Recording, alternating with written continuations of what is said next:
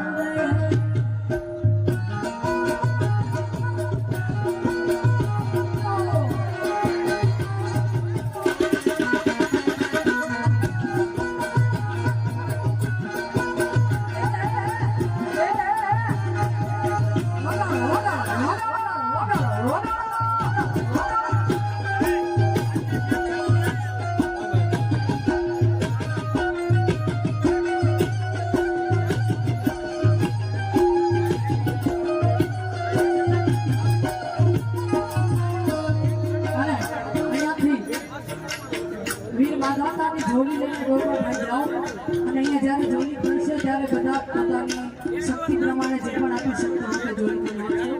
કોઈ પણ ભાઈ વીર માધાતાની જોડી લઈને અહીંયા આવવાની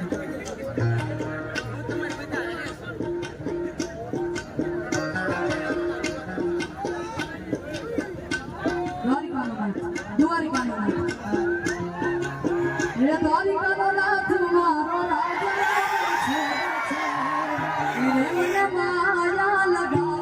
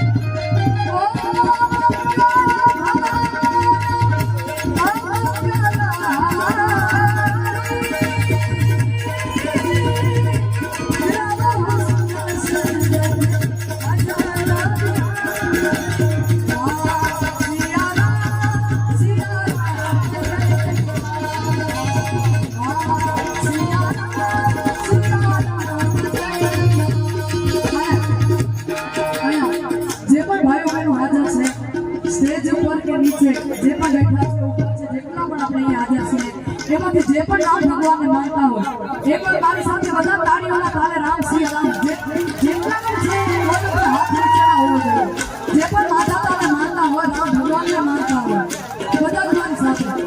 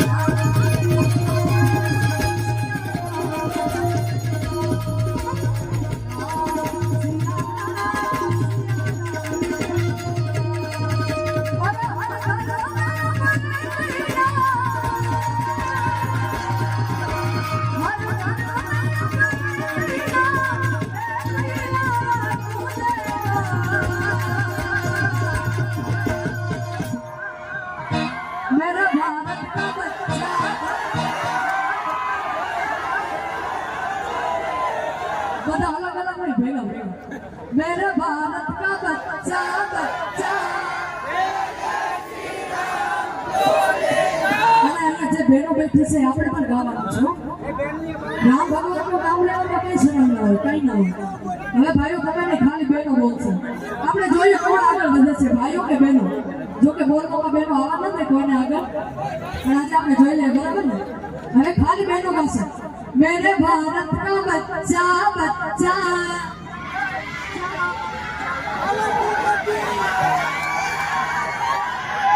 हमें भाइयों ने मेरे भारत का बच्चा बच्चा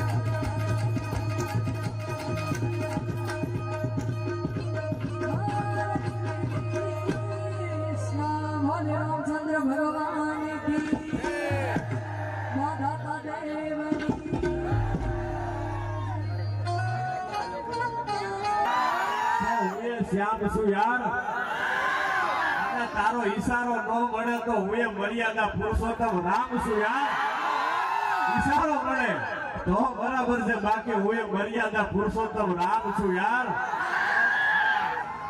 અને ક્યારેક ક્યારેક એવું પાત્ર સામે આવી જાય પછી આવ્યું વાત ભૂલી જાય છે બધા યુવાનો છો હા પણ કંટ્રોલ રાખવો જરૂરી છે યાર આપણા સંસ્કારો છે હા પાછા આગા ખૂણામાં ફોનના ડબલા લઈ અને પાછા વાતો શું કરે ખબર કે જાણું તું મારી નહીં તો કોઈની નહીં લે યાર પ્રેમ માટે તો હાડ હોમે લેવા પડે છે યાર હા એ જીવનમાં કઈ કરી શકે હા એટલે કોઈને આગ લાગુ છું તો કોઈને નૂર લાગુ છું ખરેખર હાવ ખાલી છું અને છતાં ભરપૂર લાગુ છું યાર કાયમ કી ગત કાયમ જાણ યાર. હા ઈ તો જેને કાળજામાં લાગ્યા હોય એને ખબર હોય ને. હા બાકી તો ઊભા ભાખડા જેવા ફરતા હોય એને કઈ ખબર ન પડે. આ કાળજું ક્યાંક પ્રેમનું હોય વજન વાળું એને ખબર પડે આ બધા શબ્દો. એટલે પેલા યાદી કરાવું કે કોઈને આગ લાગુ છું તો કોઈને નૂર લાગુ છું. ખરેખર હાવ ખાલી છું અને છતાં ભરપૂર લાગુ છું યાર. અને તમારો આવો પડકારો છે એટલે મને યાદ આવે છે આ ગઝલ કે મારી જિંદગી છે જા જવાના નીર જેવી. મારી આ જિંદગી છે જા જવાના નીર જેવી. હું દેખાઉં છું નજીક અને તમારાથી જોજો નો દૂર લાગુ છું યાર. ખરેખર હાવ ખાલી છું. હવે સાંભળજો આ દયાળુએ એવી દશા કરી છે મારા જીવનની કે કોઈને નિખાલસ લાગુ છું તો કોઈને મગરૂર લાગુ છું યાર. કોઈને મગરૂર લાગુ છું. અને હવે સાંભળજો સાંભળવા જેવી હવે કરી છે. નાજીર સાહેબ લખે છે કે તમારા રૂપની રંગતને ભરી છે મારી આંખોમાં. તમારા આ રૂપની રંગતને ભરી છે મારી આંખોમાં અને આ લોકોને લાગ્યું કે હું ચકચૂર લાગુ છું. ખરેખર હાવ ખાલી છું અને છતાં ભરપૂર લાગુ છું. અને કસોટી પર તો છું નાજીર ફક્ત એક કાચનો કટકો. આ તો મારી ભેડિયા વાડીની મહેરબાની છે કે દુનિયાને કોઈ દૂર લાગુ છું યાર. દુનિયાને કોઈ દૂર લાગુ છું. બાકી ખરેખર હાવ ખાલી છું અને છતાં ભરપૂર લાગુ છું યાર. અને સાંભળો એક તમને ખાસ યાદી કરાવું કે શબ્દોને વાપર્યા પછી એની કિંમત ચૂકવવી પડે છે. સાંભળજો શબ્દોને વાપર્યા પછી એની કિંમતને ચૂકવવી પડે છે. અને તમે કદાચ પગ લપસી જાય અને ઘા વાગે એ રૂસાઈ જાય છે એક દિવસ. પગ લપસી જાય અને ઘા લાગ્યા હોય કોઈ રૂસાઈ જાય છે એક દિવસ. પણ જીભથી નીકળેલા જે વેણ છે ને એને રૂસાતા તો વર્ષો વીતી જાય છે યાર. એને રૂસાતા વર્ષો લાગી જાય છે.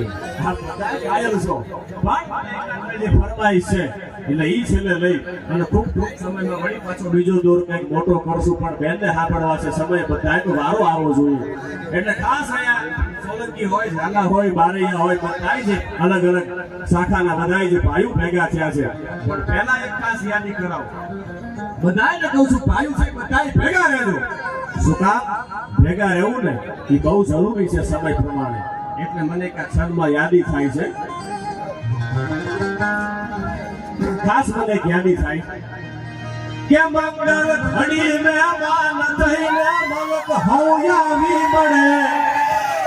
અનવાલા હગામાં આવ કોઈ પણ મારા ભાઈઓ વિના નો ભણે. અન દેખાય પરસંગ દુબળો અન યુડે કાળા કાગડા. જગતમાં પણ આપણા ભાઈ આપણા. દુનિયામાં ગમે એટલા ભેગા હોય પણ ફાટે ડુબડે ભાઈ જો ભેગો ન હોય તો આ પ્રસંગ છે ને ઉજળો નથી લાગતો, દુબળો લાગતો હોય છે યાર. એટલે મને એક ફરમાઈ છે પણ બધાય ચુકવીર માધાતા મહારાજનું મંદિર છે. હરેક નાનકડી દીકરી ધીરી ધીરી ધીરી ધીરી ધીરી ધીરી ધીરી હાલતી જાય. શ્રાવણ મહિનાનું ટાણું છે, સમય છે શ્રાવણ મહિનાનો અને રાંધણ છઠનું ટાણું છે. અને દીકરીના હાથમાં એક વાટકો રહી ગયો છે. સાંભળતો વીર માધાતા મારા શું કરી શકે મને પણ તમારા માટે શું કરી શકે એટલે મને યાદી થાય છે. એટલે હાથમાં મોટો વાટકો છે, વાટકામાં તેલ છે અને તેલ છે દીકરીને ઠેહ વાગી અને તેલ ધરતીની માથે ઢોળાઈ ગયું. અને માધાતા મહારાજ જેને ધરતીનો સમ્રાટ કહી શકાય મહારાજા આગળ અને ગીર ગંગા તટ જાય પછી માનવી આ કુળની માય એમાં ભૂત નો હરજે ભાગી નથી. એ પરંપરામાં રઘુકુળની માધાતા મહારાજ એટલે મને યાદી થાય ઠેહ વાગી તેલ ઢળાઈ ગયું. માધાતા મહારાજ પોતાના રાજમાં વેશ પલટો કરી અને ધીરા ધીરા ધીરા ધીરા ધીરા ધીરા ધીરા ધીરા ધીરા ધીરા જે આપતા જાય વેશ પલટો કર્યો છે. મારે જવું છે મારા નગરમાં, મારે નગર દર્શન કરવા છે. માધાતા મહારાજ આવતા જાય છે. એટલે દીકરીનો ભેટો થયો પણ તેલ જે ઢળાઈ ગયું ત્યાં દીકરીના આંખમાંથી આહોડા બોર જેવા જાતા હતા. એટલે પૂછ્યું માધાતા મહારાજે કે બેટા શું થયું? ખબર નથી કે આ માધાતા મહારાજ છે. સાંભળજો એટલે કીધું કે બાપુ મારું તેલ ઢોળાઈ ગયું છે. તેલ ઢોળાઈ ગયું છે કે હા તો લે હું તને પૈસા આપું, તને રૂપિયા આપું, તું બીજું તેલ લઈ અને વળી પાછા તારા ઘરે જતી રહે. એટલે દીકરી છે જવાબ આપે છે માંગતા મહારાજને કે મારા કુળની પરંપરા છે, મારા ઘરની પરંપરા છે, મારા મા બાપની પરંપરા છે. એમને એટલું કીધું છે મને કે કોઈના રૂપિયા લેવાના નથી અને કોઈના પૈસાથી કાંઈ વસ્તુ પણ મારા ઘરે લઈ અને જવાય નહીં, મારાથી લઈને જવાની નથી. પણ કે બેટા તું તો એમ કહે છે કે ઘરે જઈશ તો તને તારી માં બોલશે, વળશે, તેલ ઢોળાઈ ગયું છે, તું ઘરે લઈ નહીં જાય તો તું કેવી રીતે જઈશ? અને તેથી આ દેશની દીકરી નાનકડી જવાબ આપે છે કે મને મારા બાપની માથે ભરોસો છે, મને મારા મા દાતાની